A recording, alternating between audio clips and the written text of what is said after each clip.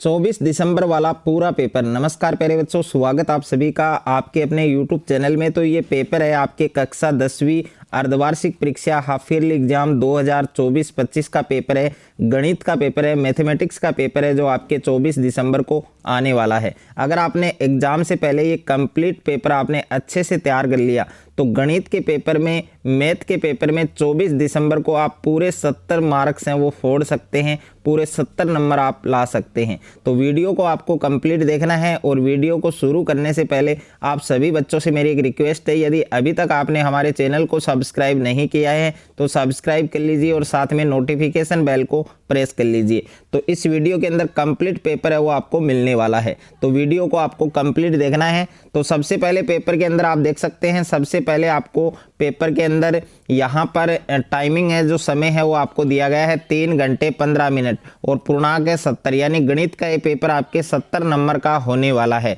अगर आप भी गणित के पेपर में पूरे 70 नंबर लाना चाहते हैं तो इस वीडियो को आपको कंप्लीट देखना है और इस पेपर को आपको कंप्लीट तैयार करना है। और यहाँ पर आप देख सकते हैं कक्षा 10वीं अर्धवार्षिक परीक्षा हाफ ईयरली एग्जाम 2024-25 का ये पेपर है आपके, जो 24 दिसंबर को आने वाला है।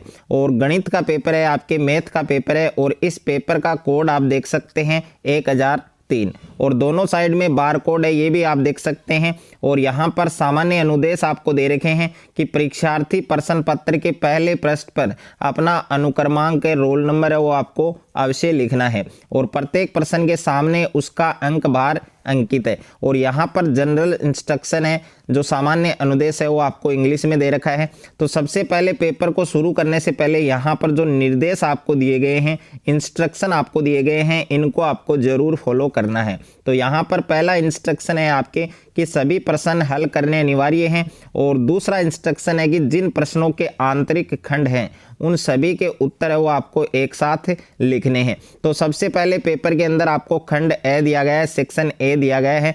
तो इस वीडियो के अंदर पूरा पेपर आपको मिलने वाला है। सेक्शन ए के अंदर जो फर्स्ट क्वेश्चन आपको दिया गया है, निम्न बहुविकल्पीय प्रश्नों में से सही विकल्प का चयन कर उत्तर पुस्तिका में लिखे। साथ साथ में इन क्वेश्चंस के आपको सॉल्यूशन है वो भी आपको मिलेगा। तो यहाँ पर आप देख सकते हैं और क्वेश्चन है वो आपके इंग्लिश और हिंदी दोनों मीडियम में है।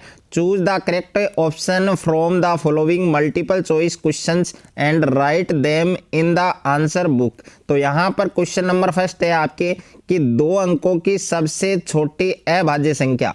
तो 2 अंकों की सबसे छोटी अभाज्य संख्या क्या होगी? तो इसमें 4 विकल्प आपको दिए गए हैं। ए ऑप्शन में दे रखा है आपके 1 और बे ऑप्शन में दे रखा है 2 और स ऑप्शन में दे रखा है आपके 11 और द ऑप्शन में दे रखा है आपके 10। तो इसका करेक्ट जो आंसर है वो आपके क्या होगा? ऑप्शन बे होगा। यानी 2 अंकों की यहाँ पर 2 अंकों की पूछी है तो 2 अंकों की सबसे छोटी अभाज्य संख्या क्या होगी? 11 होगी, यानी ऑप्शन स आपका सही होगा। और उसके बाद में सेकंड है आपके, दूसरा क्वेश्चन आपको पूछा है कि बहुपद x square plus 2x plus 5 में ए बी सी के मान आपको बताने हैं। तो ए का मान क्या होगा? 1, बी का मान, क्योंकि यहाँ x स्क्वायर से पहले कोई डिजिट नहीं है तो 1 रखेंगे, बी का मान क्या है आपके 2 और सी का मान कितना है 5, यानी 1 2 5। तो ये आपके ऑप्शन द में है, तो इसलिए आपका ऑप्शन द है वो करेक्ट होगा। उसके बाद में तीसरा प्रश्न आप देख सकते हैं, यदि द्विघात बहुपद ax square plus bx plus C के शून्यक एल्फा तथा बीटा हो तो एल्फा बीटा का मान क्या होगा? और एल्फा बीटा बराबर आप जानते हैं माइनस का बी अपॉन ए ये होता है। एल्फा बीटा का मान पूछा है, यानी एल्फा गुणा बीटा का मान पूछा है, तो इसका मान होता है सी अपॉन ए, यानी बे ऑप्शन आपका सही होगा। उसके बाद में अगला क्वेश्चन है आपके, अगला क्वेश्चन आप देख सकते हैं, क्वेश्चन नंबर 4 आपको दिया गया है यहाँ पर, बहुपद x स्क्वायर माइनस 3 के शून्यक होंगे। तो बहुपद x स्क्वायर माइनस 3 के शून्यक कौन कौन से हैं, जीरोज कौन कौन से हैं? तो यहाँ पर आप देख सकते हैं ए ऑप्शन के अंदर दे रखा है 3 और -3 और बे ऑप्शन में दे रखा है आपके 3 और 3 और स ऑप्शन में दे रखा है आपके √3 और -√3 और द ऑप्शन में दे रखा है √3 तो इस क्वेश्चन का सही जो आंसर है वो आप सभी बच्चों को कमेंट बॉक्स में बताना है। उसके बाद में प्रश्न संख्या 5 है आपके, समांतर श्रेणी 1 -3 -7 -11, इसका आपको सारू अंतर बताना है, यानी कॉमन डिफरेंस बताना है। तो -3 में से आपको क्या करना है, 1 को घटाना है, इसको सब्सट्रैक्ट करना है, तो ये होगा -4 हो जाएगा। तो इसलिए ब ऑप्शन आपका करेक्ट होगा। उसके बाद में अगला क्वेश्चन है आपके क्वेश्चन नंबर 6 है, यदि समांतर श्रेणी का प्रथम पद 1 है, यानी जो ए का मान है वो आपको 1 दे रखा है और सार्वंतर डी है उसका मान 1 है, तो समांतर श्रेणी क्या होगी। ओके, तो ये आपको लिखना है। तो ये हो जाएगा आपके स ऑप्शन, यानी 1, 2 और 3। उसके बाद में अगला क्वेश्चन है आपके क्वेश्चन नंबर 7 आपको दे रखा है, समांतर श्रेणी 2, 7, 12 का पांचवा पद बताना है आपको। ओके, तो पांचवा पद कितना होगा आपके, पांचवा पद आपको लिखना है। तो ए ऑप्शन में दे रखा है 27, ब ऑप्शन में आपके 22 और स ऑप्शन में आपके 32 और द ऑप्शन में आपके 12। तो पांचवा अगर पद में निकालना है तो इसके लिए हमें फॉर्मूला लगाना है a+4d।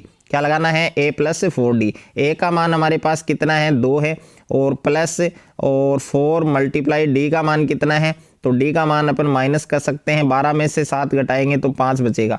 तो 5 को 4 से गुणा करेंगे 20 और 20 में हमें ऐड कितना करना है, 2, तो ये हो जाएगा 22, यानी ब ऑप्शन है वो आपका सही होगा। उसके बाद में अगला क्वेश्चन है आपके क्वेश्चन नंबर 8 है, समांतर श्रेणी 3, 1, -1, -3 के लिए हमें प्रथम पद और सार्वंतर बताना है। तो प्रथम पद तो 3 हो जाएगा और सार्वंतर होगा 1 में से 3 माइनस करेंगे -2। ओके, तो 3 और -2 कौन से विकल्प में है आपके, ऑप्शन ए के अंदर है, तो इसमें ऑप्शन ए आपका करेक्ट होगा। उसके बाद में अगला क्वेश्चन है आपके क्वेश्चन नंबर 9 है, समबाहु त्रिभुज में कितनी भुजाएं समान होती है। तो समबाहु त्रिभुज होता है जो इक्विलैटरल ट्रायंगल होता है, उसमें तीनों साइड क्या होती है आपके बराबर होती हैं और प्रत्येक एंगल है वो भी क्या होता है, बराबर होता है। तो 3 भुजाएं होंगी, यानी ब ऑप्शन है वो आपका सही होगा। उसके बाद में अगला क्वेश्चन है आपके क्वेश्चन नंबर 10 है, एक त्रिभुज के शीर्ष होते हैं। तो एक त्रिभुज में कितने शीर्ष होते हैं आपके, 3 शीर्ष होते हैं, 3 भुजाएं होती हैं, 3 कोण होते हैं, तो द ऑप्शन आपका सही होगा। उसके बाद में अगला क्वेश्चन है आपके क्वेश्चन नंबर 11 है आपके, बिंदु 4 और 3 की वाई अक्ष से दूरी बतानी है। तो वाई अक्ष से दूरी क्या होती है आपके, भुज होती है। तो यहाँ पर भुज का मान कितना है, 4 है। ओके, तो ए ऑप्शन आपका सही होगा। और उसके बाद में प्रश्न संख्या 12 है आपके, साइन 30 डिग्री का मान आपको बताना है। तो साइन 30 डिग्री का मान कितना होता है आपके, √3/2, यानी स ऑप्शन है वो आपका सही होगा, करेक्ट होगा। उसके बाद में अगला क्वेश्चन है आपके क्वेश्चन नंबर 13 आप देख सकते हैं कि कोसेक 20 डिग्री -सेक 70 डिग्री, इसका मान बताना है आपको। तो कोसेक 20 डिग्री -सेक 70 डिग्री का मान क्या होगा, तो इसमें 4 ऑप्शन आपको दे रखे हैं, कौन सा ऑप्शन आपका करेक्ट होगा वो आपको बताना है। उसके बाद में अगला क्वेश्चन आपको दे रखा है, यहाँ पर अगला क्वेश्चन आप देख सकते हैं, प्रश्न संख्या 14 है आपके, यदि साइन थीटा बराबर √3/2 है तो थीटा का मान क्या होगा, यानी साइन कितने डिग्री का मान √3/2 होता है, तो 60 डिग्री का होता है, 60 डिग्री का। तो इसमें स ऑप्शन आपका सही होगा। और क्वेश्चन नंबर 15 है, साइन स्क्वायर ए प्लस कोस स्क्वायर ए किसके बराबर होता है। तो साइन आप जानते हैं साइन स्क्वायर ए प्लस कोस स्क्वायर ए बराबर 1 होता है। तो इसमें ए ऑप्शन है वो आपका करेक्ट होगा। उसके बाद में अगला क्वेश्चन है आपके क्वेश्चन नंबर 2 है, अति लघुतरात्मक प्रश्न, यानी very short answer type question. तो इसमें क्वेश्चन नंबर फर्स्ट है आपके कि एक सिक्के को एक बार उछालने पर चित आने की प्रायिकता क्या होगी। तो एक सिक्के को एक बार उछालने पर चित आने की प्रायिकता हमें ज्ञात करनी है। तो एक सिक्के को जब हम एक बार उछालते हैं तो कुल परिणाम कितने आते हैं आपके, 2 आते हैं। तो इसमें चित कितने बार आएगा, एक बार आएगा, तो इसकी प्रायिकता हो जाएगी 1/2। उसके बाद में अगला क्वेश्चन है आपके 2 sine square 25 degree plus cos square 25 degree, इसका आपको मान बताना है। और तीसरा क्वेश्चन है आपके 2 sine 45 degree into cos 45 degree, इसका भी हमें मान ज्ञात करना है, इसकी वैल्यू हमें फाइंड करनी है। और क्वेश्चन नंबर 4 है आपके 2/3 tan square 60 degree minus 1/2 sec square 60 degree, इसका भी हमें मान ज्ञात करना है। और प्रश्न संख्या 5 है, 2 बिंदु आपको दे रखे हैं, जिसमें फर्स्ट बिंदु है 4 और 6 और सेकंड है आपके 2 और 4। इन दोनों का क्या करना है हमें, इन दोनों के मध्य बिंदु के जो निर्देशांक हैं वो हमें ज्ञात करने, यानी coordinate of the mid point. तो मिड पॉइंट के जो कोऑर्डिनेट है वो हमें फाइंड करने हैं। उसके बाद में सेक्शन बी है आपके, और सेक्शन बी के अंदर खंड ब के अंदर आप देख सकते हैं इसमें प्रश्न संख्या 3 है आपके 6 तथा 8 का HCF ज्ञात कीजिए। तो इसमें 6 और 8 का हमें HCF ज्ञात करना है, महत्तम समापवर्तक ज्ञात करना है। और प्रश्न संख्या 4 है द्विघात बहुपद x square plus 3x plus 2 के शून्य ज्ञात कीजिए। और 5वां प्रश्न है आपके समांतर श्रेणी 5, 10, 15 के प्रथम 7 पदों का योगफल ज्ञात कीजिए। तो इसमें प्रथम 7 पद है उनका हमें योग ज्ञात करना है। और प्रश्न संख्या 6 है आपके समांतर श्रेणी 3, 8, 13 का कौन सा पद 33 होगा। तो समांतर श्रेणी 3, 8, 13 है, इसका कौन सा पद 33 होगा ये हमें फाइंड करना है, ये हमें ज्ञात करना है। 7वां प्रश्न है आपके 4 सेंटीमीटर त्रिज्या का वृत्त खींचकर और इसकी परिधि के किसी बिंदु पर स्पर्श रेखा खींचिए। तो 4 सेमी त्रिज्या का एक वृत्त खींचना है और इसकी परिधि के किसी भी बिंदु पर हमें टेंजेंट है जो आपकी स्पर्श रेखा है वो खींचनी है। 8वां प्रश्न है बिंदुओं 5 और -4 और -3 और -2 इन दोनों बिंदुओं के मध्य की जो दूरी है वो हमें ज्ञात करनी है। अगला क्वेश्चन है आपके प्रश्न संख्या 9 है कि sine 60 degree cos 30 degree plus cos 60 degree sine 30 degree, इसका हमें मान ज्ञात करना है। और अगला क्वेश्चन आप क्वेश्चन नंबर 10 देख सकते हैं, इसका भी हमें क्या ज्ञात करना है, मान ज्ञात करना है। ये भी आपके ट्रिग्नोमेट्री त्रिकोणमिति का क्वेश्चन है। उसके बाद में क्वेश्चन नंबर 11 है आपके उन्नयन कोण को सचित्र परिभाषित कीजिए। ओके। और प्रश्न संख्या 12 है आपके अवनमन कोण को सचित्र परिभाषित कीजिए, यानी उन्नयन कोण और अवनमन कोण दोनों की परिभाषा लिखनी है, इनका डायग्राम भी बनाना है। और प्रश्न संख्या 13 है आपके यदि tan a बराबर 3/4 हो तो sin a का मान ज्ञात कीजिए। और प्रश्न संख्या 14 है एक पासे को एक बार फेंका जाता है तो एक विषम संख्या प्राप्त करने की जो प्रोबेबिलिटी है, जो प्रायिकता है वो हमें ज्ञात करनी है। प्रश्न संख्या 15 है आपके निम्न बारंबारता बटन का माध्य ज्ञात कीजिए। इसमें हमें मीडियन फाइंड करना है, माध्य ज्ञात करना है। और यहाँ पर ये टेबल देख सकते हैं, इस टेबल के आधार पर आपको क्या ज्ञात करना है, माध्य ज्ञात करना है। उसके बाद में प्यारे बच्चों खंड 6 है आपके सेक्शन सी है। और सेक्शन सी में अगला क्वेश्चन आपके दे रखा है कि उस बिंदु के निर्देशांक ज्ञात कीजिए, यानी उस बिंदु के निर्देशांक हमें ज्ञात करने हैं जो बिंदु 2, 3 और 4, 5 को मिलाने वाले रेखाखंड को 1:2 के अनुपात में अंतः विभाजित करता है। और प्रश्न संख्या 18 है निम्न बारंबारता बटन की संचयी बारंबारता सारणी बनाइए। तो इसकी हमें CF बनानी है, यानी संचयी बारंबारता सारणी में परिवर्तित करना है। प्रश्न संख्या 19 है एक बक्से में 3 नीले 2 सफ़ेद और 4 लाल कंचे हैं। यदि इस बक्से में से एक कंचा यादृच्छिक निकाला जाता है तो इसकी क्या प्रायिकता है कि यह कंचा सफ़ेद होगा, नीला होगा, लाल होगा। तो इन सभी की हमें प्रायिकता याद करनी है। उसके बाद में खंड द है आपके सेक्शन डी है। और सेक्शन डी में प्रश्न संख्या 20 है कि आंधी आने से एक पेड़ टूट जाता है और टूटा हुआ भाग इस तरह मुड़ जाता है कि पेड़ का शिखर जमीन को छूने लगता है और इसके साथ 45 डिग्री का कोण बनाता है।